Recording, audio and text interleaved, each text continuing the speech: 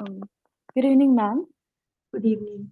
May I proceed with start beginning this session? Yes, please. Sure. So, good evening, everyone.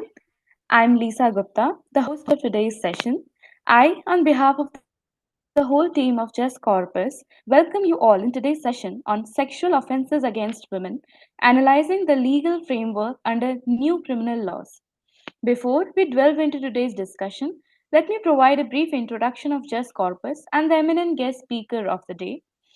About Just Corpus. Just Corpus is a body of legal professionals who have come together to bring various aspects and chains of law under a single umbrella.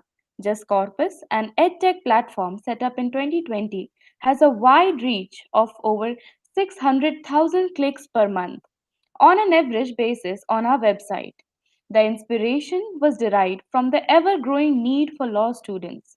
Just Corpus has also incorporated an interdisciplinary journal and a multidisciplinary journal as its subsidiaries, named as the Just Corpus Law Journal and the International Journal of Law, Research, Education, and Social Sciences. Now, turning our attention to today's focal point, we are privileged to have Miss Smriti Kumari ma'am as our esteemed guest speaker ma'am. Welcome ma'am. Miss Thank Smriti you. Kumari ma'am, teaching assistant and research scholar in School of Law, Bennett University. She is currently serving as the teaching assistant and research scholar of law at Bennett University. Prior to this, she worked as an assistant professor at the Ishan Institute of Law, Greater Noida. She is a gold medalist in BA-LLB from Sharda University, Greater Noida. She holds an LLM in corporate law, is UGC NET qualified, and is currently pursuing her PhD. An avid researcher, Smriti ma'am specializes in criminal jurisprudence and forensic justice. She has actively contributed to academia by presenting and publishing numerous research articles in esteemed conferences and reputed journals. Without further ado, I would like to hand over the floor to ma'am for her insights to the people. Thank you so much, Lisa, for introducing me. And thank you so much, Ayush, for inviting me to deliver this lecture. And I would also like to thank all the participants and the viewers for joining me on this lecture. So, the lecture for the today's discussion is sexual offences against women, analyzing the legal framework under the new criminal laws.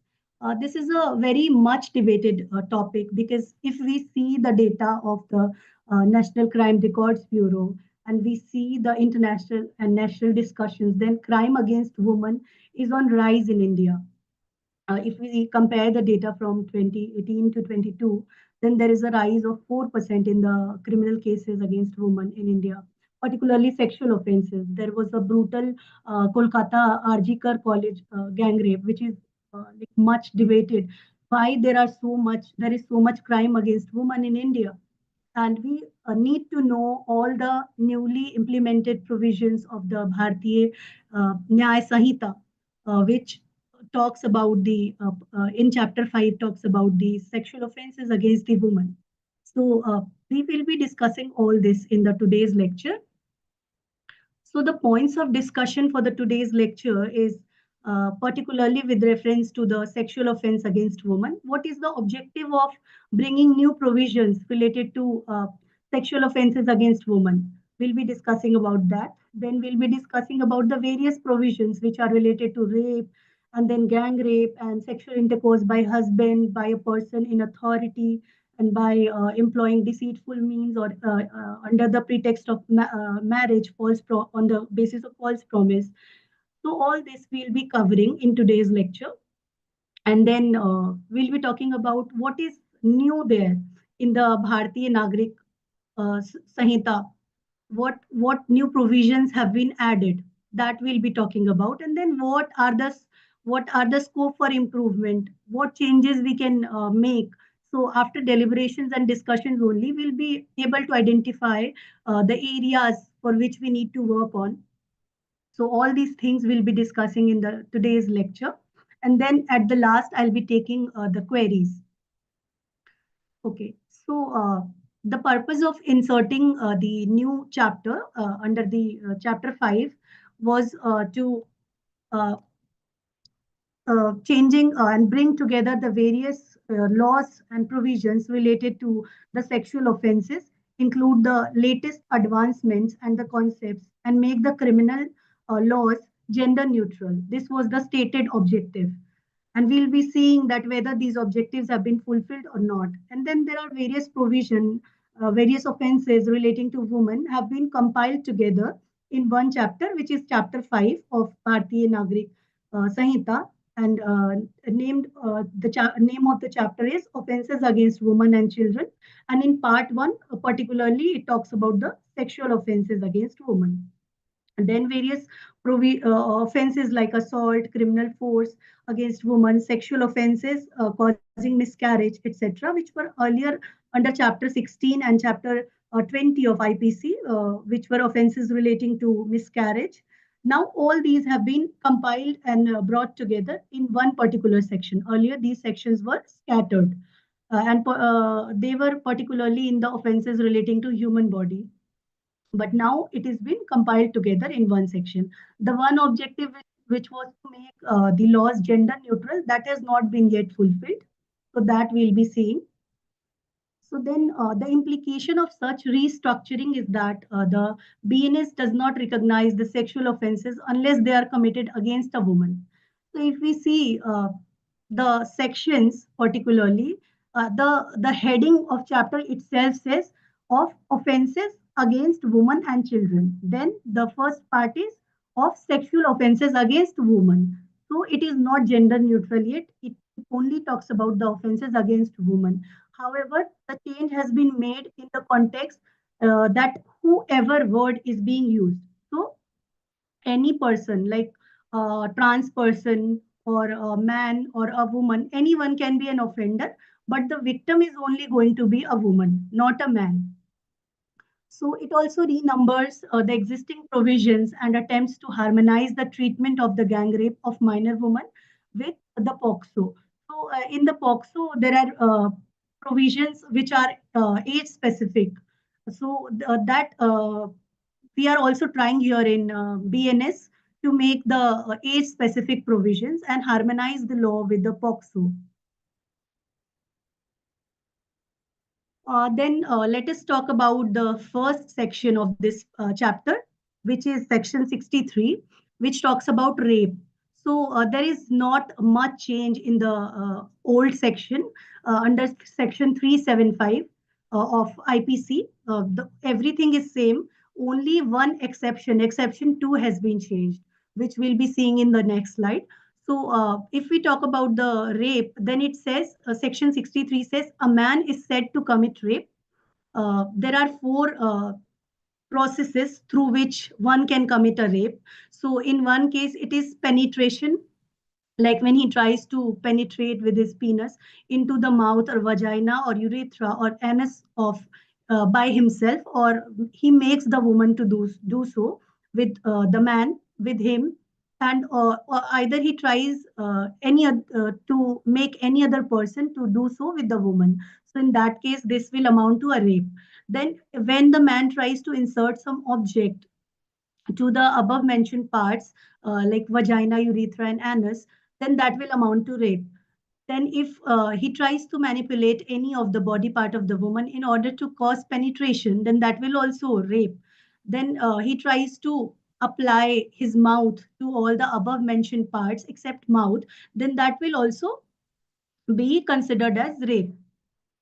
So it is pertinent to note that a rape can only be committed by a man and against a woman. So trans woman is not covered here, and a person from LGBTQIA group are also not covered here.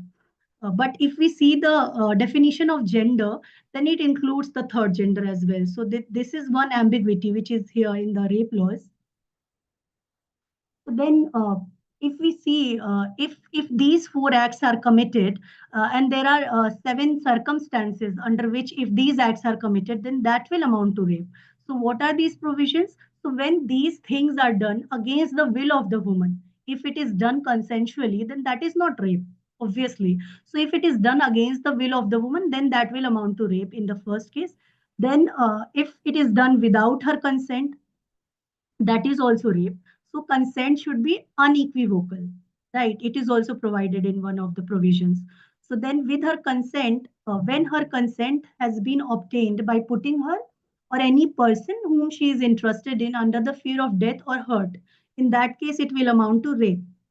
Then, with her consent, but the man is deceiving her, trying to deceive her to uh, making her believe that the person is her husband, and the woman genuinely believes that the person is her husband. So in that case, that person is committing the offense of rape. Then when her consent is obtained, but the woman is like not of sound mind, and there is some mental illness going on, and then she is intoxicated, or when she has had some substance which is unwholesome or stupefying, which is a very broad term. So, if she had certain objects which can cause her consent to be of a not genuine consent, so in that case, she is unable to understand the nature and consequences of her act of consent. So, in that case, this will also amount to rape. Then, in the case of a woman who is below the age of 18, her consent will not be considered as a free consent, and then the such intercourse with the woman will amount to rape, even if it is done consensually. And when she is unable to communicate her consent, then in that case also, that will straightforward be the offense of rape. Then there is a change in the marital rape provision. Like earlier, the age under exception 2, where sexual intercourse or sexual act by a man with his own wife, the wife is being under the 15 years of age, was rape. Over the 15 years of age was not rape, but under the 15 years of age was rape. But now the age has been increased to 18 years. So if a man who is lawfully married and the wife is under 18, and then that man is trying to force her or having sex with her, then that will amount to rape. Obviously forceful. So then the punishment for rape is under section 64. So it says whoever, except in the cases provided in subsection 2, commits rape shall be punished with rigorous imprisonment of either description for a term which shall not be less than 10 years, but which may extend to imprisonment for life and shall also be liable to fine. Earlier, the punishment was 7 years, but now it has been increased to 10 years. So we are trying to make our laws more strict in order to uh, do the action, in order to punish the rape offenders. So we are trying to protect women, but obviously there is some problem in execution. That is why these cases are coming more frequently. The old provision related to this was section 376. So there is only the change in punishment. So then the punishment of rape with a woman under the 16 year of age. So it says that whoever commits rape on a woman under 16 year of age shall be punished with rigorous imprisonment for a term which shall not be less than 20 years. So when a rape is committed on the minor, then the punishment is much higher. So it is minimum 20 years of imprisonment, and it may extend to life imprisonment. And it is pertinent to note here that this life imprisonment will extend to the remainder of the person's natural life. So it is not like 10 years of imprisonment will amount to life imprisonment, or 14 or 20 years of imprisonment will amount to life imprisonment, but the uh, the imprisonment is for the whole of the person's natural life. Okay, so then it also says that whoever commits rape on a woman who is under 12 years of age shall be punished with a rigorous imprisonment for a term which shall not be less than 20 years, but which may extend to imprisonment for life. So it is trying to harmonize with the provisions of the POCSO. So the age specific provisions are given.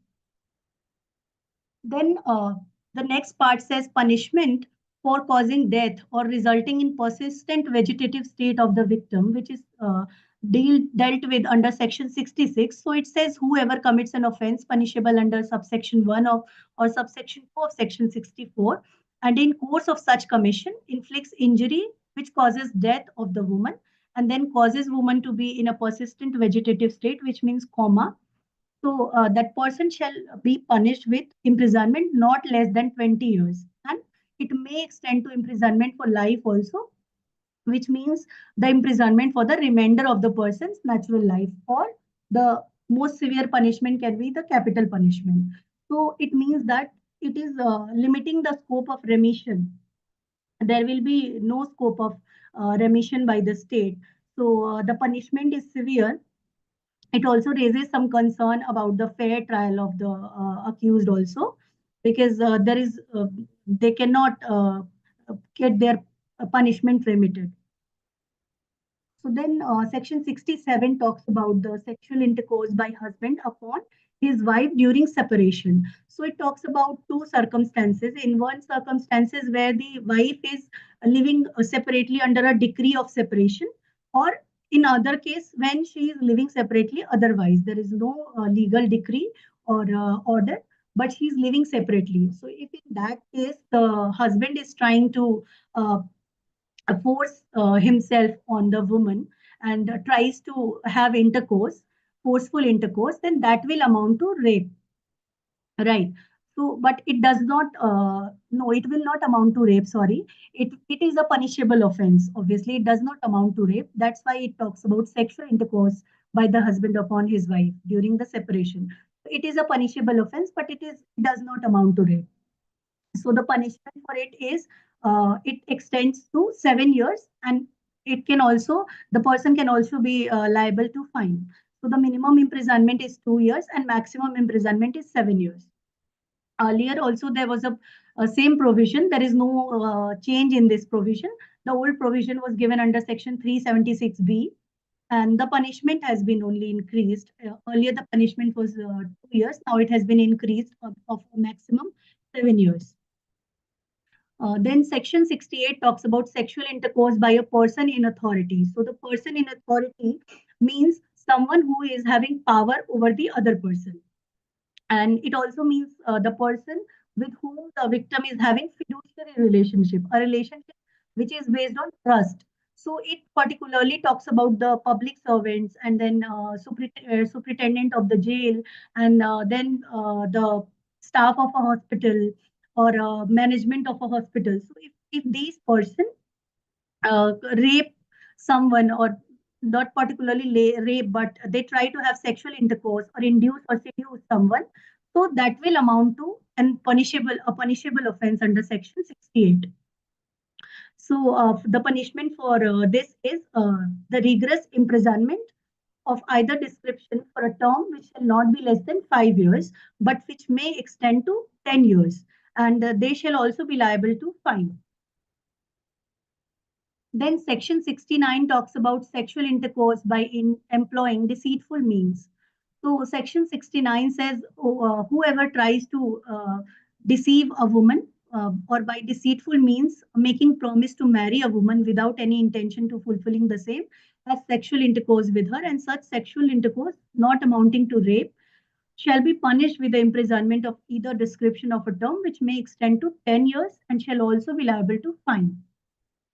So this particular section is very concerning, as it raises concern about the genuinity of the claim, whether the person is having a consensual relationship, and at the end the relationship turned to be sour, and then there was a breakup, and following that the woman lodges a complaint, then what is going to happen?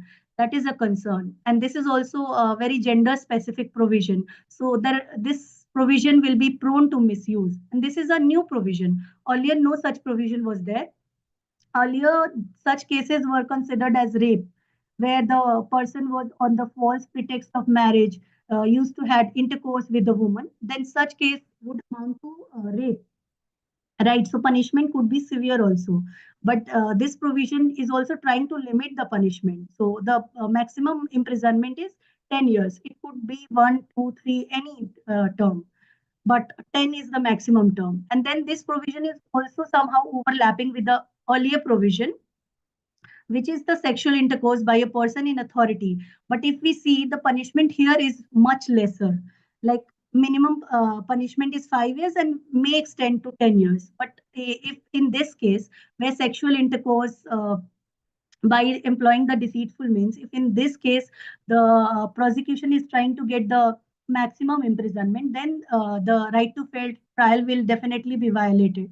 And this is also an overlapping provision with the other provision of section 68. So there are going to be certain challenges regarding to this provision. If we see, there is a recent case of Atul Subhas where the provisions there has been severe mental harassment by the woman. So there the laws which are meant to protect women are also being misused, and Supreme Court is also raising concern about the misuse of the provisions which are meant to protect the woman.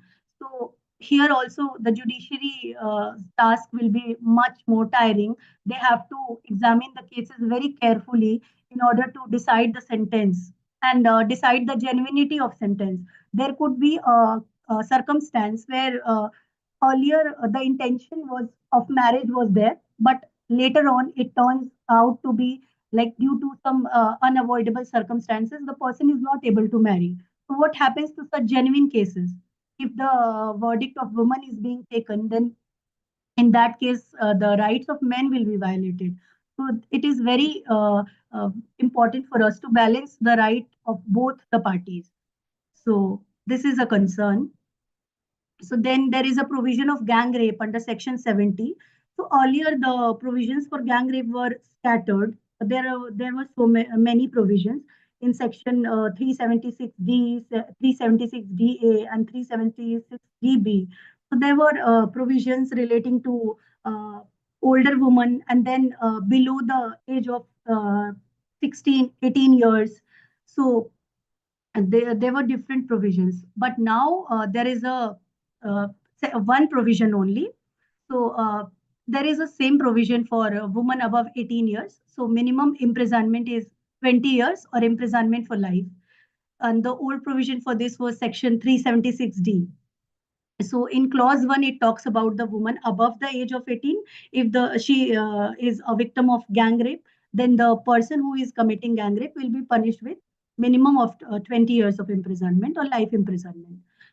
uh, then if we talk about the women who are below the 18 years of age, and then, if such a woman who is raped by one or more person constituting a group or acting in furtherance of the common intention, then each of those person shall be deemed to have committed the offense of rape, and they shall be punished with imprisonment for life, and which shall mean imprisonment for remainder of the person's natural life, and with fine or with death.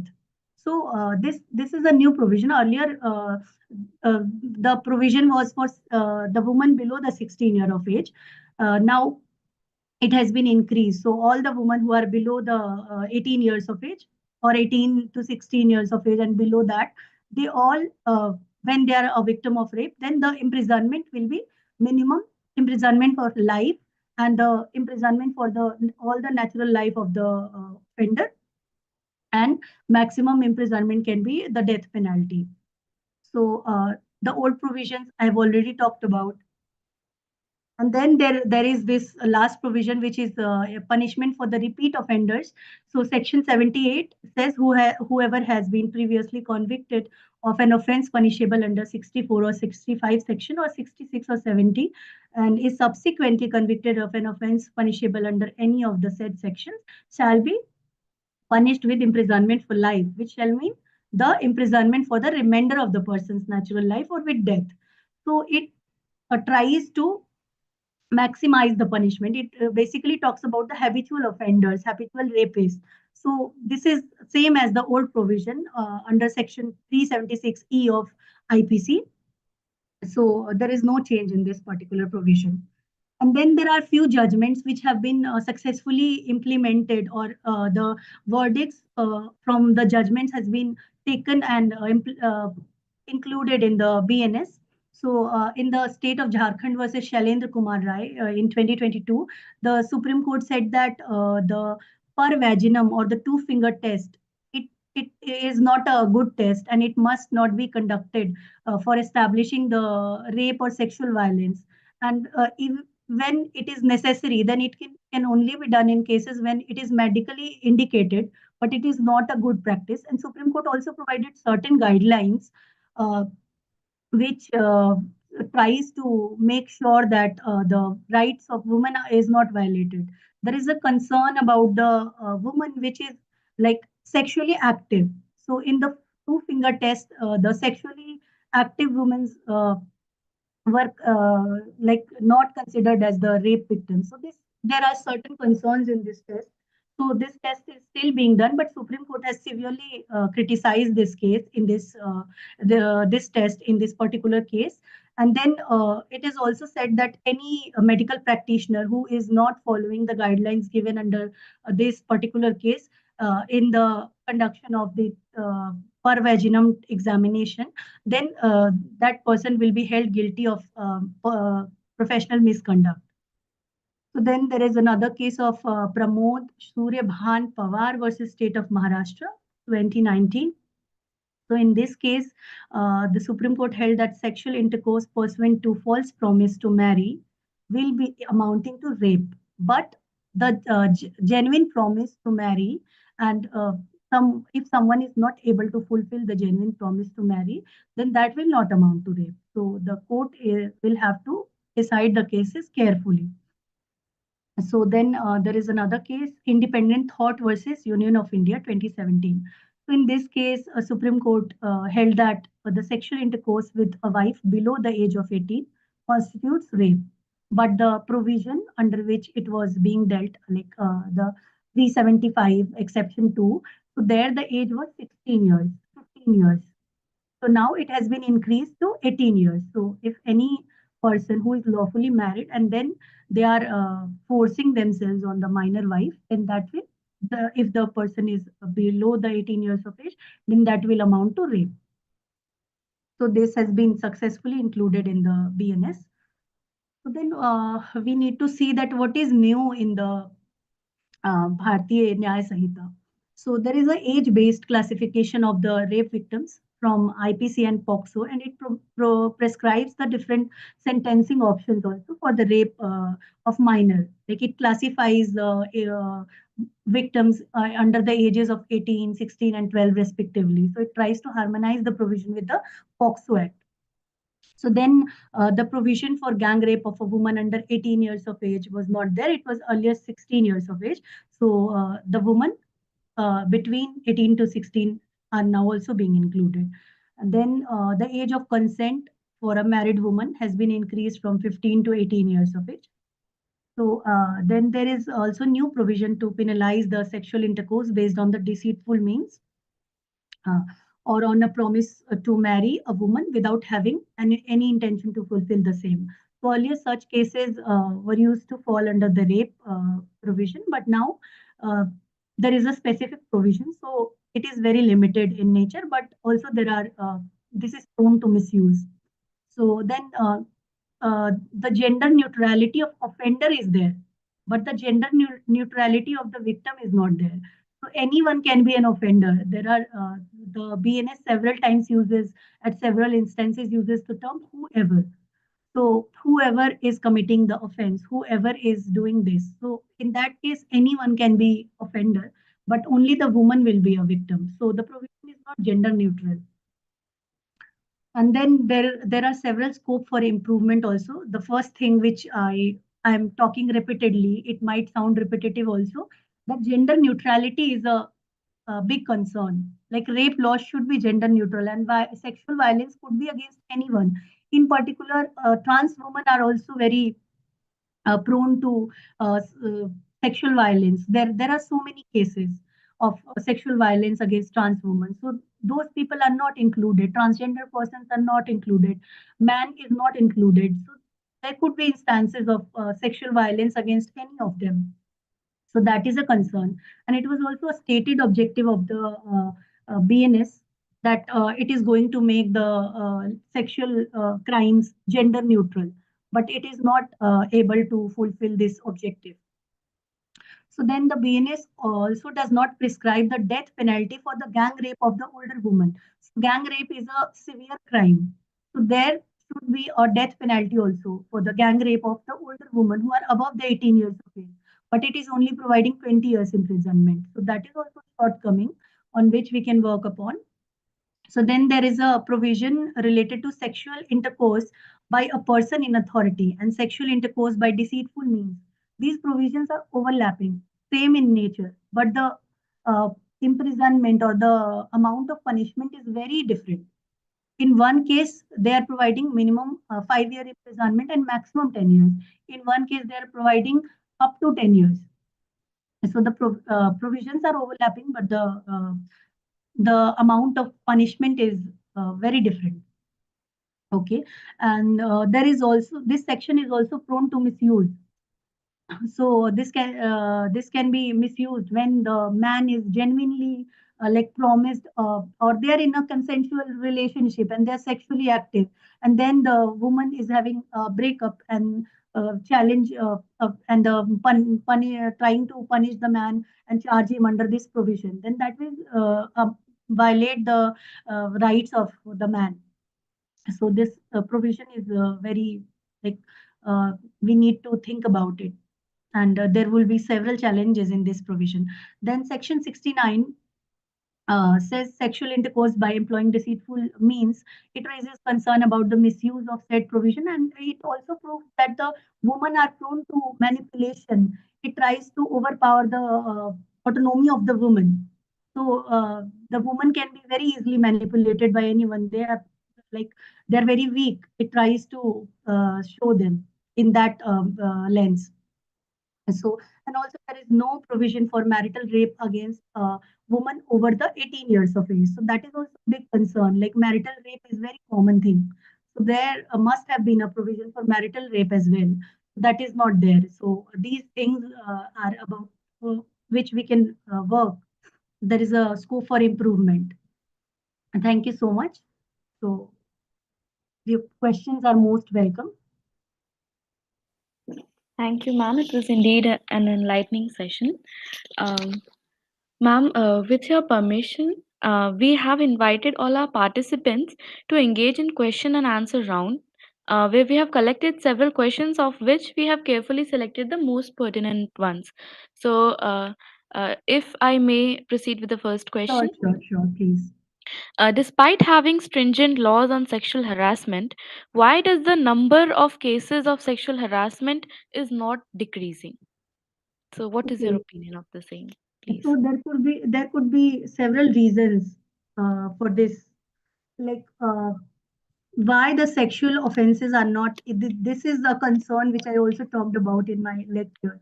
So there could be several things like a patriarchal mindset is there.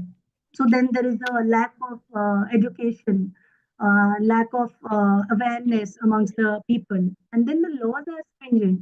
But what about the implementation? How many of the rape offenders are being punished? How many cases are reported? There are so many cases which are going unreported. Then there could be lack of deterrence. So the people are not threatened by the Right. laws. So there could be so many provisions, and we also need to understand the criminal mindset. So whether a person uh, could be deterred by such punishments or not. Perhaps rather than increasing the sentence, we need to work on its enforcement. Yes. So Right, we have all the laws, but the problem is with the execution of the laws. right. So, moving on to my second question: how to tackle the problems related to the sexual offenses against women based on new criminal laws? So, this is a question that we have received. Yes. So how to tackle the offenses related Problems, problems problems? related to sexual offenses. Okay. So there are so many laws, all the sections which I have talked about, like rape provision is there, then outraging the modesty of a woman, uh, using criminal force against a woman in order to disrobe her. There are so many provisions.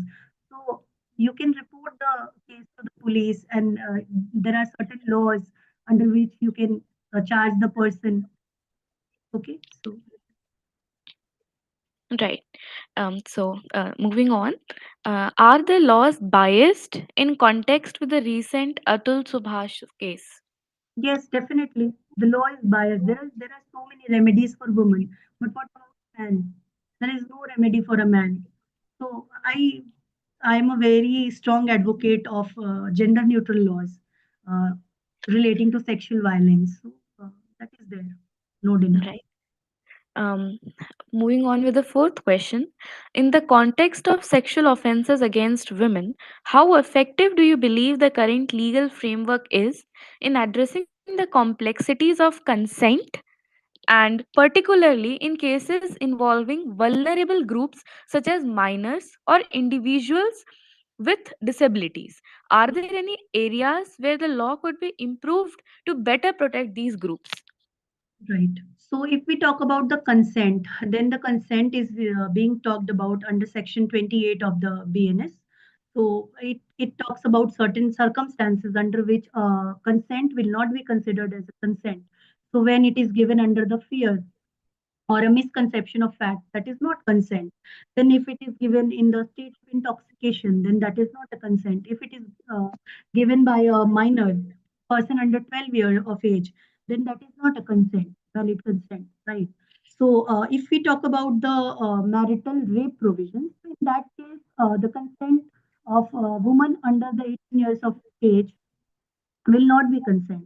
And the girl who is under 18 year of age, that will not amount to consent. If you are having intercourse with someone who is below 18 year of age, then their consent is not consent and will still be booked for rape.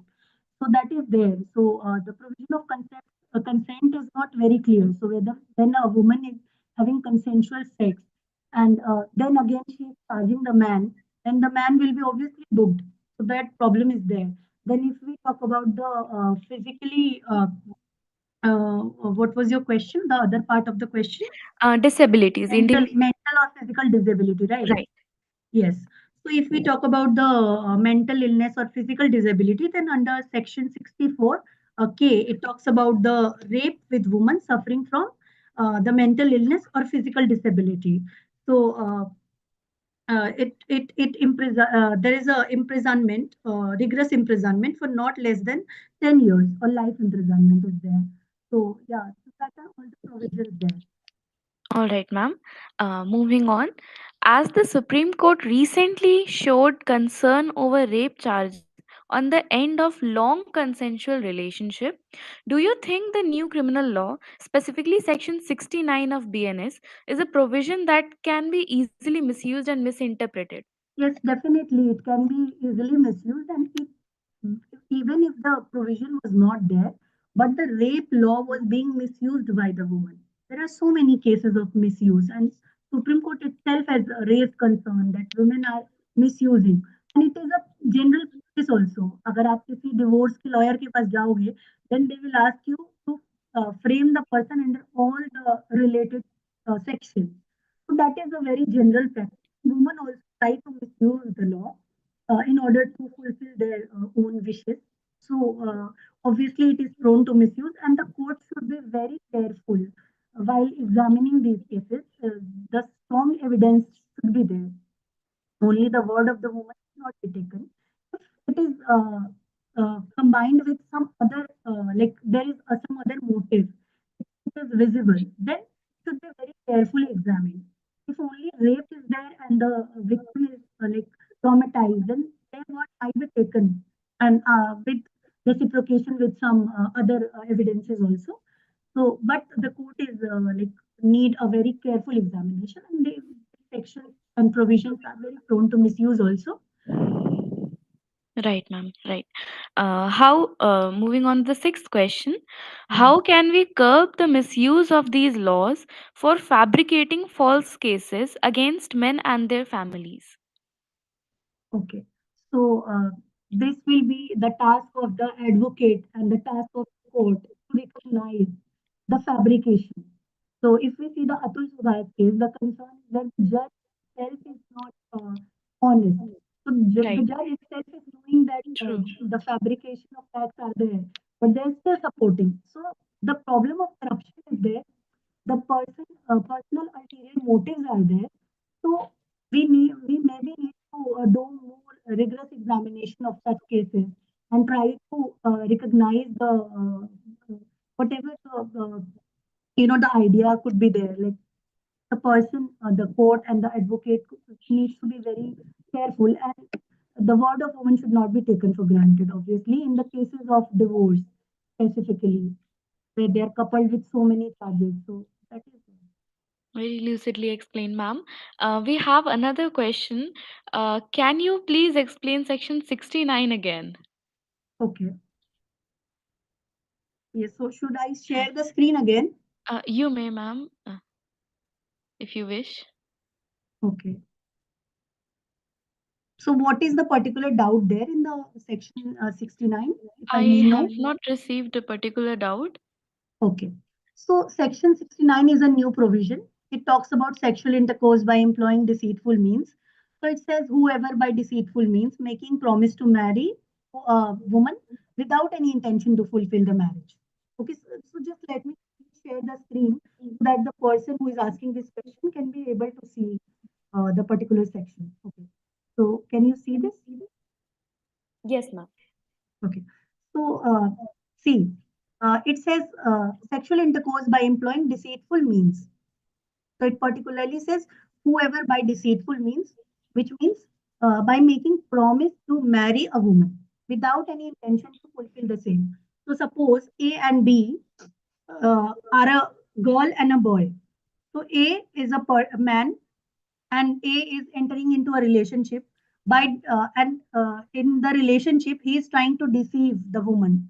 He is promising her that he will marry the woman B, but he is trying to deceive her by certain means, like he's hiding his name. Maybe his name is something else, and he's proving something, saying something else, or maybe he's already married, or maybe he's not having any intention to marry the girl, but he's only trying to use the woman, trying to have only sexual intercourse with the woman, but making her believe that he's going to marry her. So in that case, the person who is making the false promise will be punished. Okay, so that is what we mean by deceitful means. So it will consider all the cases. It will include in itself all the cases where a man is trying to like lie to a woman, trying to make her believe that he is going to marry her eventually after a long relationship, having regular sexual intercourse, and then at the end, he denies the fact that he ever promised to marry her. Or he turns out to be already married, or he was just misusing her. He was misusing the relationship, the trust that was built in the relationship. So that is there. So in that case, the woman can get remedy under this section 69. Right. So this is a new provision. Earlier, such provision was not there. So is it clear? Yes, ma'am. I believe it's very clear now. Uh, Last question, ma'am. As you very well highlighted as well, that in the rape laws, we there is a dire need for gender neutrality, and even in the new laws that have been enacted, it has come to much to a disappointment. So, what would your opinion and suggestions be to make the laws gender neutral? My suggestion is already very clear. I think that there is a very dire need for making the laws gender neutral. So maybe in place of a woman or a man, a person is using whoever in the Right. place of the offender. So whoever can be an offender, but whoever not be a victim. So we should make whoever can a victim also. So it will include trans person, it will include the man, and it will include the child, and it will include the woman. So it should include all the people. If we want a particular provision for women, so that could be there, but we can also try to make such provision which is wholesome in nature, which includes all the genders. Okay, so that Right. is what my suggestion So, which provision would specifically can be kept apart for women, is. given the That, recent laws? okay, so the rape provision definitely need to be changed. So All maybe, right. yeah. So All there right, are so ma'am. many provisions are there. So maybe we can have a specific provision, like there could be particular crimes which will only be dealing with a woman, but there should be one At provision that talks about man also. right, ma'am. At It the end of protects the man day, also. yeah. It is the fact that the women are more prone to sexual violence. The society is patriarchal in nature. The mindset of the men are such that women are being sexually violated time and again. But then there are certain cases also in which women are trying to misuse these provisions, and the men are the victims. In that case, we need to protect the modesty of the man also. Right. And particularly the trans person also, we need to have a law for that matter. So that is the concern. Right. Thank you so much, ma'am. With your permission, I will begin with vote of thanks. Sure. Okay. So, in closing, we extend our heartfelt gratitude to Smriti ma'am for accepting our invitation and delivering such an informative session. We trust that the audience found it both interesting and knowledgeable. Thank you once again, ma'am, and we eagerly anticipate the opportunity to host you again. Thank Thank you you. so much, Lisa, for such a wonderful introduction and such a wonderful vote of thanks and giving this opportunity to talk about this topic. So it is very important. And I thank you all for attending this session and listening patiently and providing your questions and try letting me think more about this particular topic. So it has only, I have gained so much more knowledge by preparing and by delivering this lecture. So thank you so much, everyone. Okay, thank you. Thank you, Lisa. Thank Thank you, you, ma'am. Ayush. And thank you, Just Corpus, for this opportunity. Okay, hope we meet again